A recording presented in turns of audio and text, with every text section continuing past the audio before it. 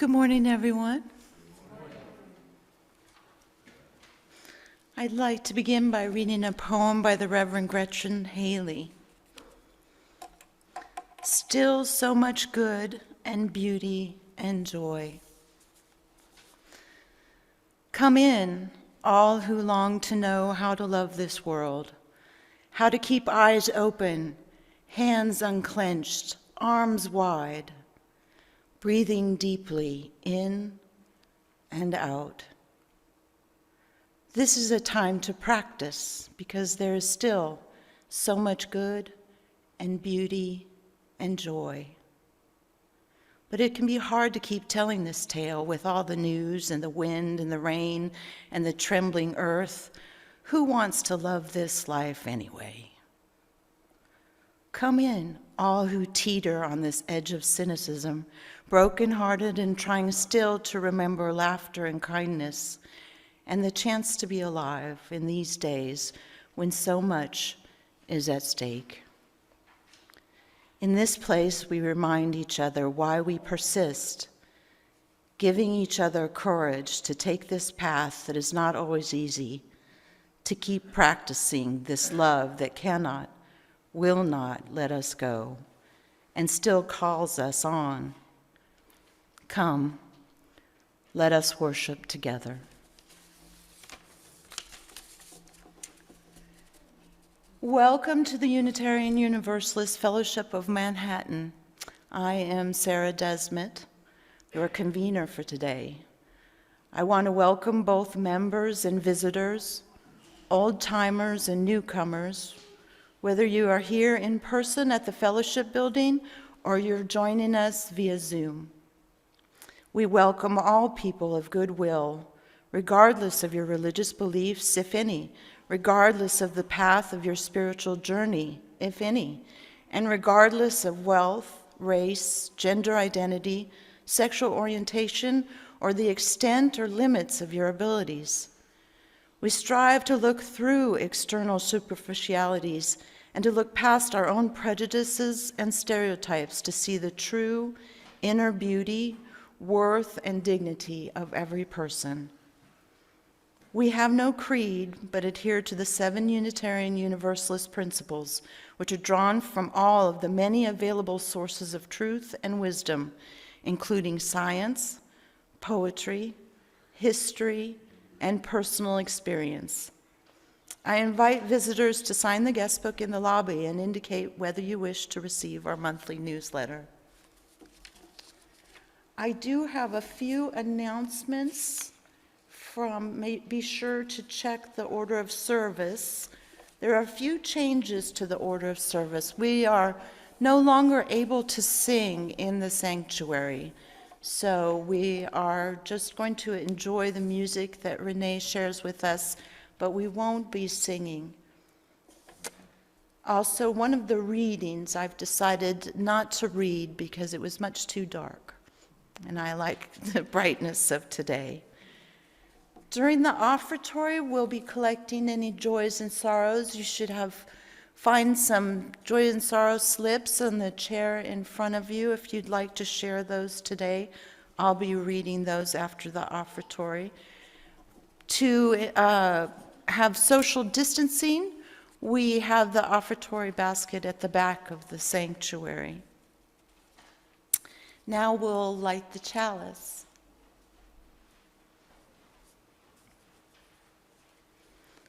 While Taryn is lighting our chalice today, I'd like to read a poem by Sharon Wiley, Chalice Lighting for Winter Solstice.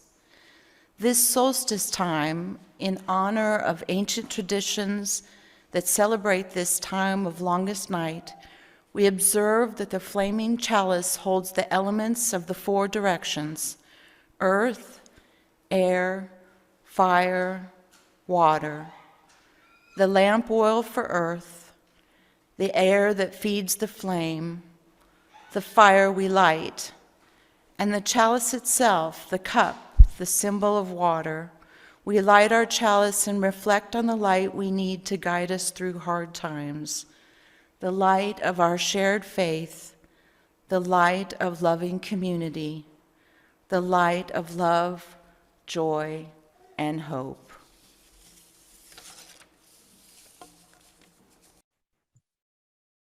Today, you'll hear a meeting from our UUA president, the Reverend Susan Frederick-Gray, calling us back to the spiritual practice of gratitude, especially during this time that's traditionally supposed to be joyful, but that it, for so many of us, has turned out to be so dreadfully difficult. This practice of gratitude reminds us of our interdependence with all life and nurtures within us a generosity of spirit. And that generosity of spirit reminds us that gratitude is only part of this nurturing of our interdependence. Gratitude is an internal response to and honoring of the blessings in our lives, many of which we receive just because we exist, a gift from the natural world or God or life. You get to name the source of those blessings. And also, lest we forget when we're counting our blessings, we are blessed by one another. We are both givers and receivers of grace, a traditional religious word meaning a kindness, an act of generosity that's unasked for, unexpected, unearned. That is grace. And grace happens all the time. Grace can be life-changing. When we receive it mindfully and with an open heart, then we feel gratitude. And that's our inspiration, our call to take the next step, to transform our world, to transform lives, to transform ourselves. We have to be givers of grace. In this world of complacency, of unexamined narcissism, acts of grace are not just the icing on the cake, not just charming, delightful, amazing. Acts of grace are a spiritual necessity. And we can pontificate and write and sing about love and hope all we want, but it's the givers of grace that show us that unselfish love does exist in this world and that hope for a better world is not delusional.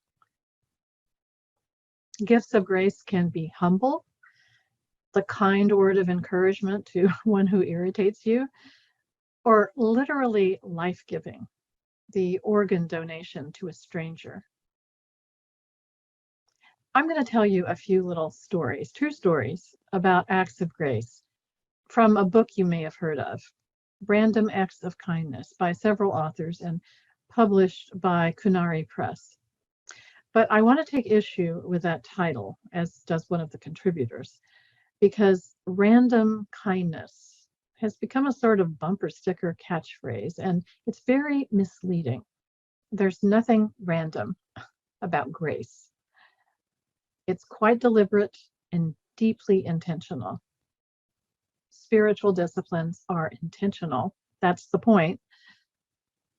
It's because of that that they transform the giver. Be an intentional giver of grace over and over. Experience the depth and breadth of your own goodness, and it will change you. A young woman finds herself alone in a new city. She's just left a long and a very painful relationship. Every day she comes home from work, stares at the walls, cries, and just wonders whether she'll ever start to feel any better. One night she gets home from work and sees the light flashing on her answering machine. I can't believe it, she thinks. A message. It's a wonderful male voice who starts out apologizing about calling the wrong number. She bursts into tears. But the voice keeps talking. He says that her voice on the message sounds so sad, and he wants to tell her that it's okay to be sad. And he goes on for nearly 20 minutes just talking about how, even though everything seems impossible now, it will eventually get better. He never says his name, but that message is, in a very important way to her, a new beginning for her life.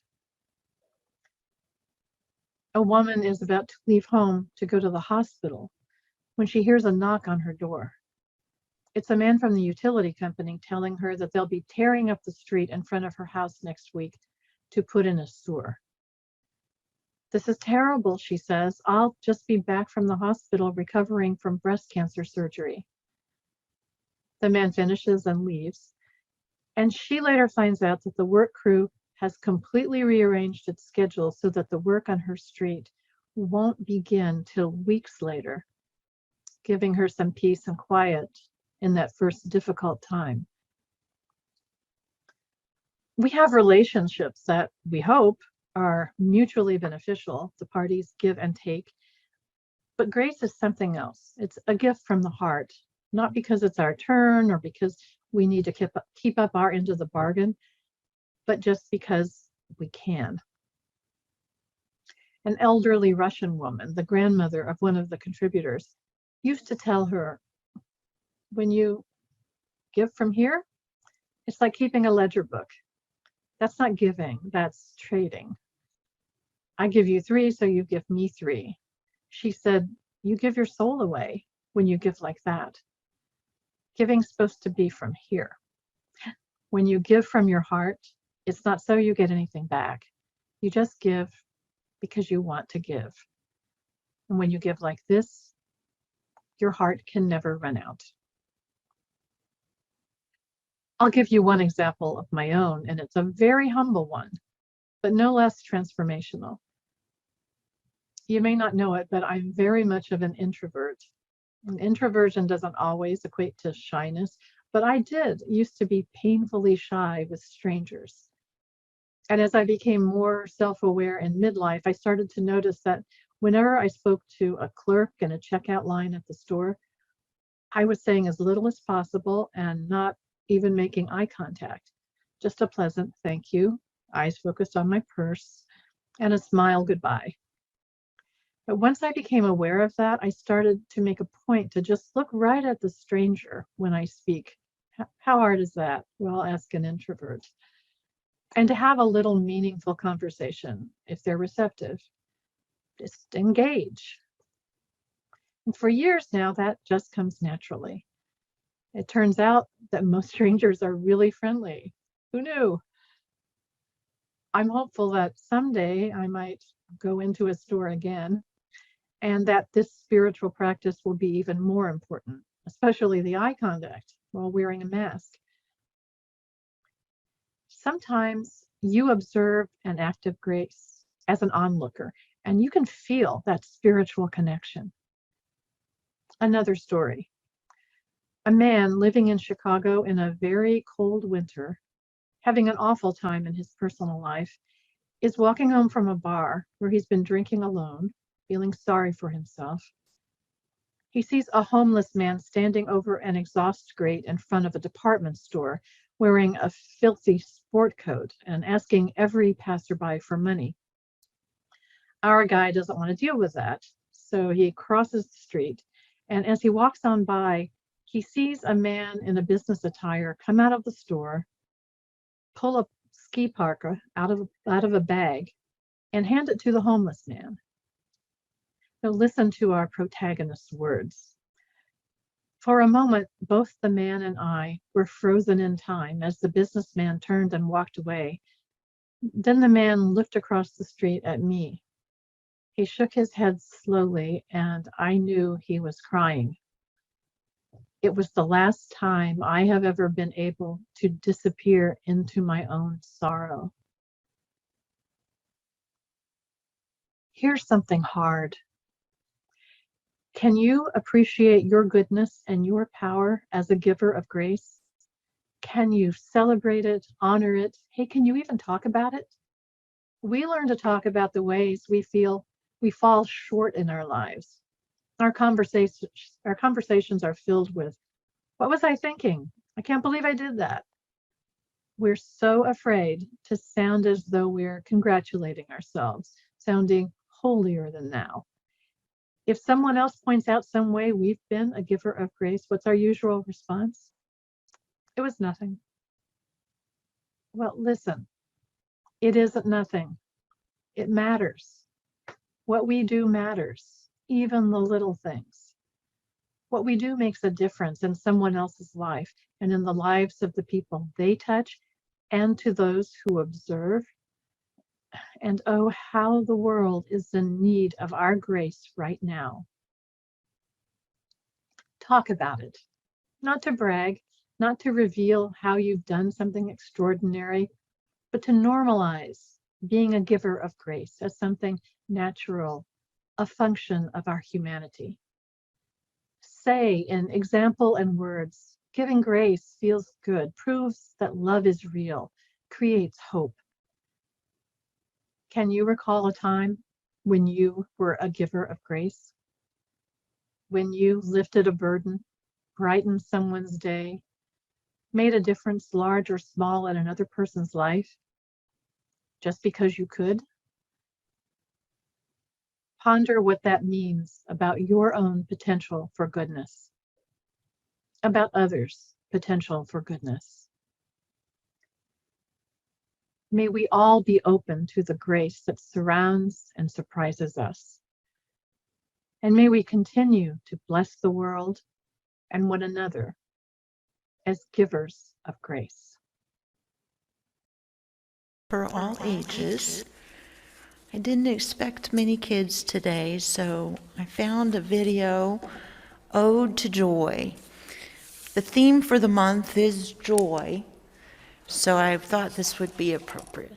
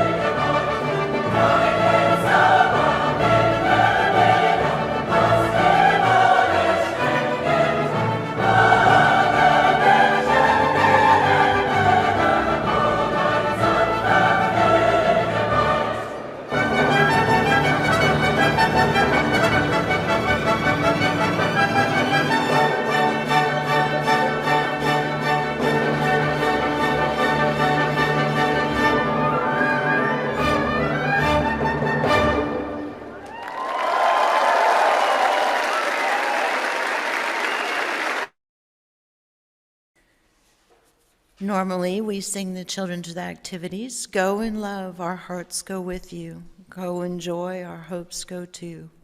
Learn in love and grow in wisdom. Shine your light in all you do. Renee will play for the offertory, and I wanted to remind people that any contributions that are not noted for UUFM operating will go to this month's Helping Hand recipient, which is the Riley County Humane Society. You can make a donation anytime on the website as well. If anyone has any joys or sorrows, we'll collect those now while Renee plays.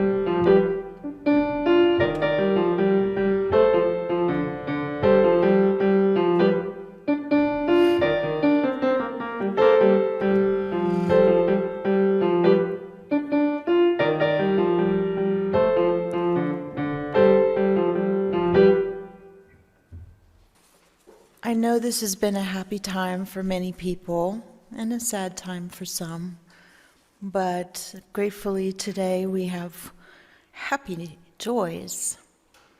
Sarah says that her in-laws came for Christmas while their son, her husband, is deployed. Charlotte and Amelia love their grandparents from Maine. And Tom Phillips gratefully remembers his dad, who would have turned 114 years old today. Cool. Now we're going to share the video. Oh, we have a joy or concern from the Zoom participants. I didn't want to forget you guys. I reminded Amy that we might have some. I know that we say trouble shared is a trouble halved, and a joy shared is a joy doubled. So I look forward to that.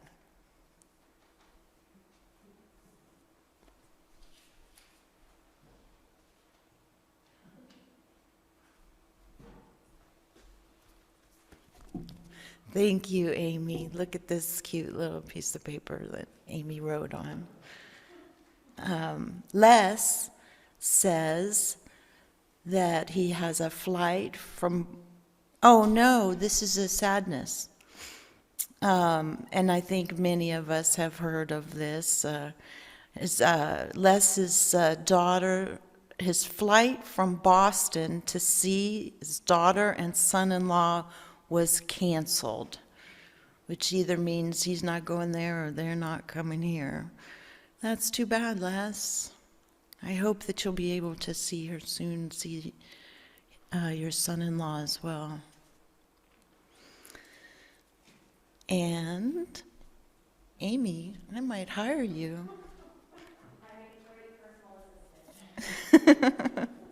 Thanks, guys, on Zoom. Elka said that her family gathering was also canceled. So we've got that going against us this season with everyone traveling so much. Those airports are full, and I'm grateful that I get to stay here with you guys.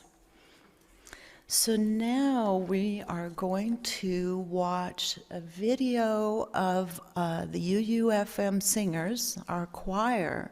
This is a recording that they made a few weeks ago, and we were unable to get it to play then. We're hopeful that it will work today.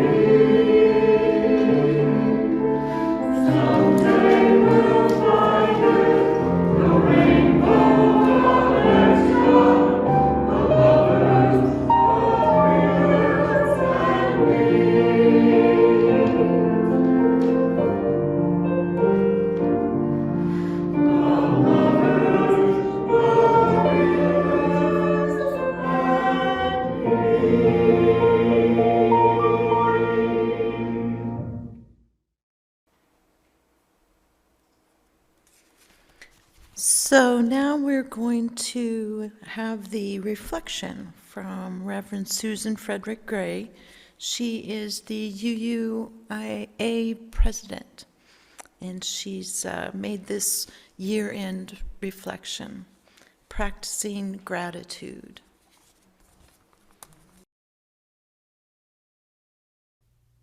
Dear ones, I'm gonna be honest with you. For me, these past few months have been rough. As the pandemic wears on, I have experienced a level of exhaustion I have not known before. And it's not just the pandemic. It's witnessing the devastating impacts of widespread disinformation, the attacks on our democracy, the attacks on people's lives and rights. It's the attack on women's rights and reproductive health. And it is living through the increasingly frequent impacts of climate change. It has all been so much. And there is still so much grief at the loss of loved ones, family members, friends, and the nearly incalculable loss of so many lives to this pandemic. The despair is real. If you are feeling it, I want you to know you are not alone. I knew this in-between or liminal time would be more difficult than the early days of the pandemic, but I didn't really appreciate how it would feel in my body and spirit. But here's the thing that is saving me now. I have found myself out of necessity turning towards gratitude. As we enter this season of holidays and holy days, we have an opportunity to draw our attention to what sustains us, to draw our attention to the sources of love and care and gratitude in our lives. However you celebrate, holidays are a time and the rituals that surround them are an opportunity for reflection. They often invite us to remember our past, which can bring joy as well as sorrow. But they also remind us to be attentive to the present moment. The writer and activist Adrienne Maree Brown writes, "I have had to soften my grip on a fearful future narrative and return to the humility of the present." I have had to soften my grip on a fearful future narrative and return to the humility of the present. Spiritually, in my daily practice, I am leaning into gratitude and attention to the sustaining present moment because I need a way to get in touch with the sources of joy and compassion in my life. Joy and compassion are life-sustaining. We are made for joy and compassion.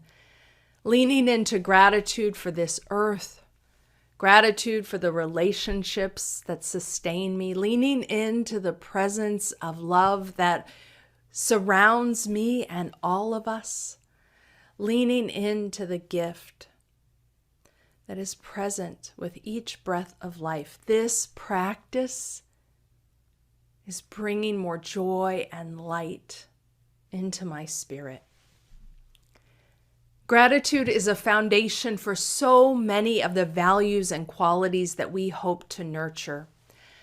Gratitude helps us appreciate our loved ones and bring more care and attention to that which matters most.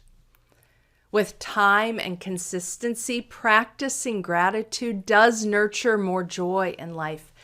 It makes us attentive to the beauty and the gifts that surround us and that are not of our own making. Gratitude helps us turn our unrealized desires to an appreciation of what we already have, and for what Adrienne Maree Brown describes as the humility of the present. Gratitude is a foundation for touching the earth with reverence, a practice of seeing life and the beauty of creation as a gift and treating it as such. Practicing gratitude, being intentional in taking time to name what we are grateful for, also reminds us of our fundamental interdependence. When I ask myself, what am I grateful for? I think of the people that I love and who love me. I think of the relationships that sustain me. I think of my sweet dog and how much I love him, how grateful I am for his presence in our family. I think of the gift of the earth. I open my attention and give thanks for the blue sky or the rain, for the trees and the sun, for the wind and the life-giving water. I remember the fundamental interdependence in which I am held, in which all life is held. And I feel that as a source of strength and connection. One of the things I love most about gratitude is that it's concrete. We all know what gratitude means. We know what it is to feel thankful. On the one hand, gratitude is simple and clear. However, when we really foster an intentional practice of being mindful every day, of taking time every day to think about what we are grateful for, to think about the gifts that have come to us and sustain us, we realize that gratitude actually has the power to deeply change our perspective. It has the power to shape and reshape our communities and our culture. Gratitude is incredibly powerful. Gratitude is a concrete practice that with time unlocks a generosity of spirit and a generosity of love. Experiencing our interconnectedness, experiencing the ways that we are not isolated beings, but deeply connected and held by gifts not of our own making, inspires a generosity of spirit for ourselves and for others. It inspires a desire to nurture those connections with love, to pay more attention to what matters. So I am calling myself back to gratitude these days. I am calling myself back to a practice of gratitude to find my way through the grief and the fear and the struggle and the despair.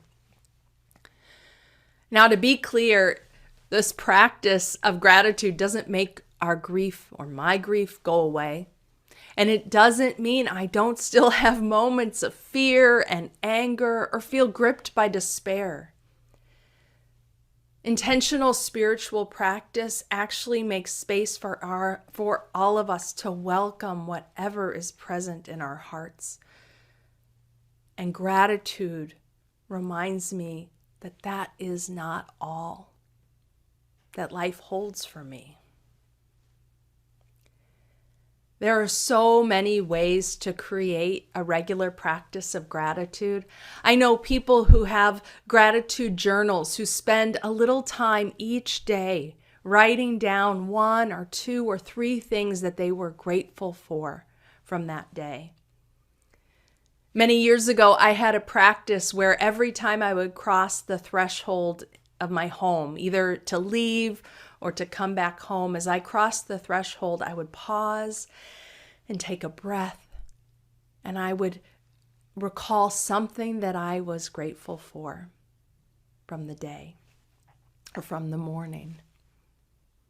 These days, I am making time in my morning practice to ask myself what I am grateful for and to open my heart to those gifts. When our spirits are worn and weary from grief and loss and fear and anger, which legitimately our spirits are rightfully weary. When we are too short with ourselves or others, too impatient or critical or negative with ourselves or others, gratitude can be a practice that nurtures in us a generosity of spirit, a generosity of kindness.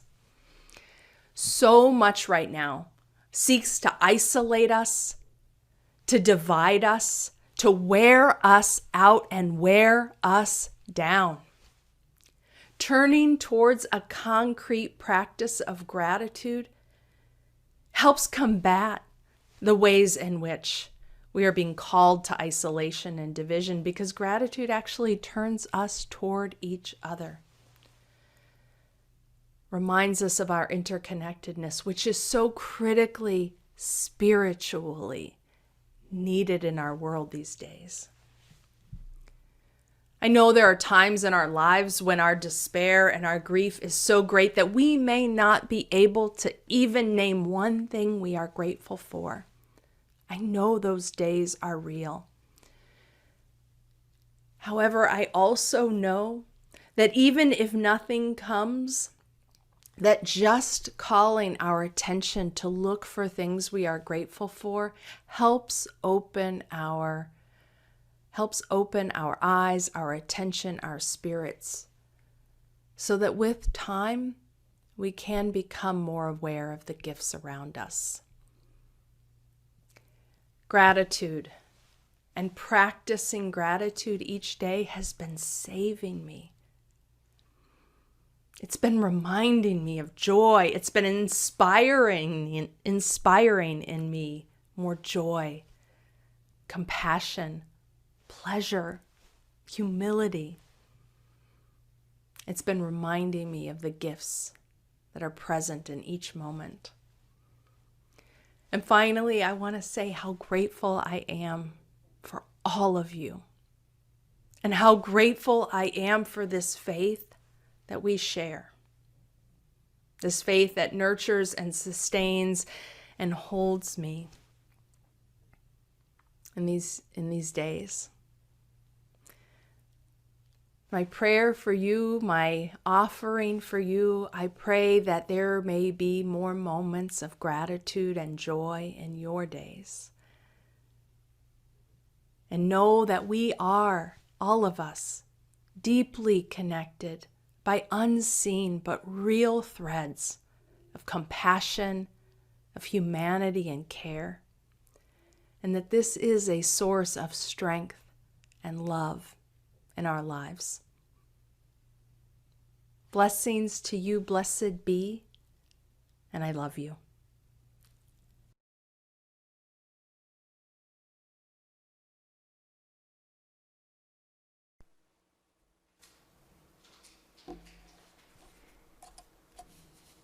Intentional gratitude, intentional grace. Those are some of the things that I've learned to experience here at UU. I wanted to share a meditation with you all, but I think we have run out of time for today.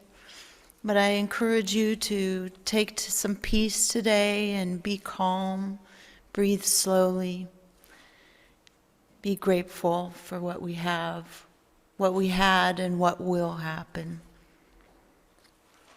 We leave this gathered community, but we don't leave our connection, our concerns, our care for each other, our service to each other, to the world, and to our faith continues.